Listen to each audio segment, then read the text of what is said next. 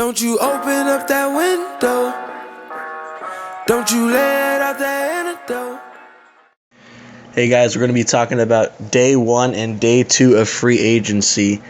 So the Lakers were unfortunately unable to get meetings with Hassan Whiteside, Al Horford, or even Kevin Durant, even DeMar DeRozan, any of the big names. We weren't able to get a good meeting. Batum we were, but his was unsuccessful.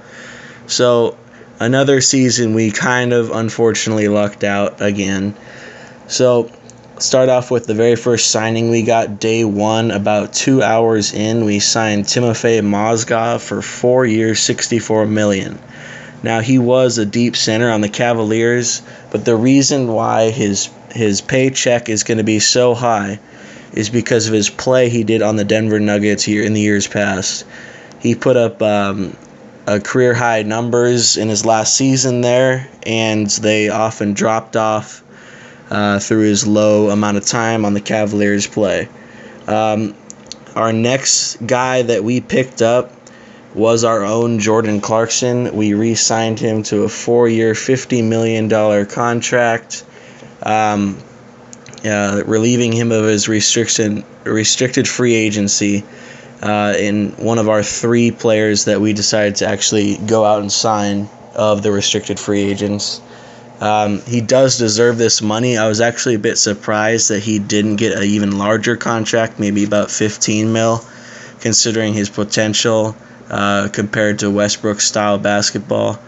But that's great. We just secured one of our great guards, and I hope we get more guards in the future free agency days coming.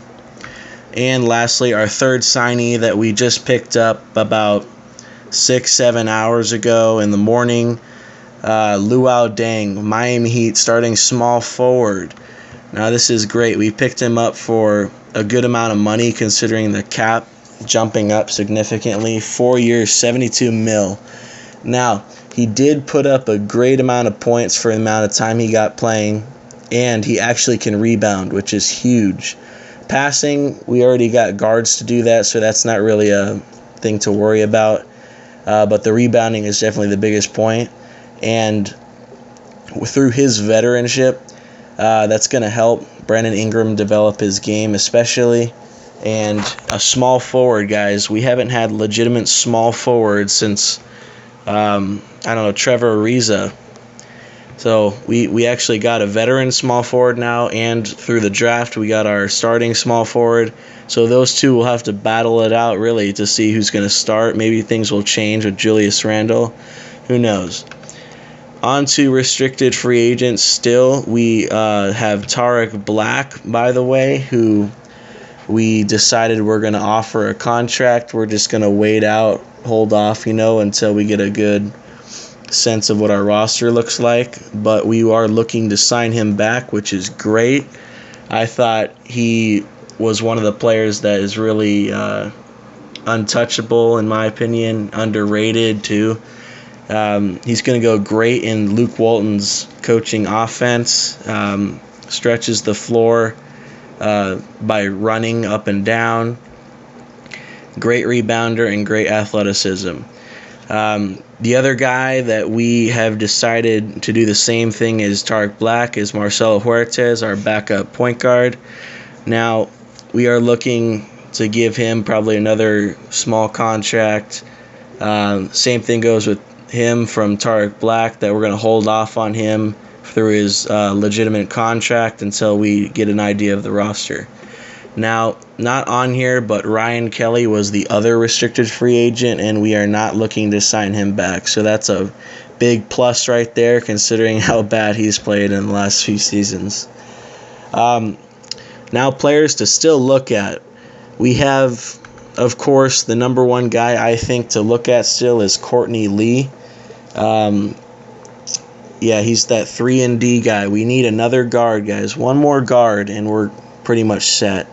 Hopefully it could be a combo guard, maybe even a combo small forward shooting guard. Anyone like that, Courtney Lee is my number 1. My number 2 would be Gerald Green, just because we need a definite shooter after Nick Young and his absence, through his struggle. We need a guy that's on pace, consistent like Gerald Green. That would be my number 2. And if we decided to go after, a Hail Mary, we could get Rajon Rondo. But that might not happen. Another Hail Mary option would be J.R. Smith. We have enough money to get him, but the Cavaliers are looking to re-sign him, and he might re-sign due to the fact that he had tremendous success over the last couple of years. Another guy that we should look for, especially due to Luke Walton's connections with him, is Maurice Spates. We could add him, switch him in for Nance, who knows, mix it up. He does stretch the floor these days. He can shoot, which is great. We might need him. We could get another power forward on the roster after losing Brandon Bass and others. Guys, we still have Jordan Farmar, Steve Blake, Mario Chalmers, still out there. Maybe a backup point guard in need. Another new guy that I'm adding on the list could be Alan Anderson. I heard we had interest in him, so look out for that. Shooting guard off the Wizards. A guy that I think we could sign as a deep bench player, deep reserve, who knows, but a guy that could be good on the roster is shooting guard Troy Daniels from the Charlotte Hornets. He is a tremendous three-point shooter, which is great. Kind of that's it, but we do need shooters. Veteran Randy Foye out there. Probably going to stay with OKC the way things are going out there. Another guy, Maurice Harkless here. We could sign him. He's kind of that small forward, power forward guy. Bit small, 6'9", stretches the floor. Marcus Thornton, another shooting guard off the Wizards. I've been wanting this guy for the past couple of years. In free agency, it seems like he's available every single year. So I think we should go after him. Could be get him for low money, maybe $9-8 million. And lastly, Gerald Henderson, another guard off of Portland. Kind of the same guy as Thornton. Not as good of a shooter, but his athleticism and defense is what we need.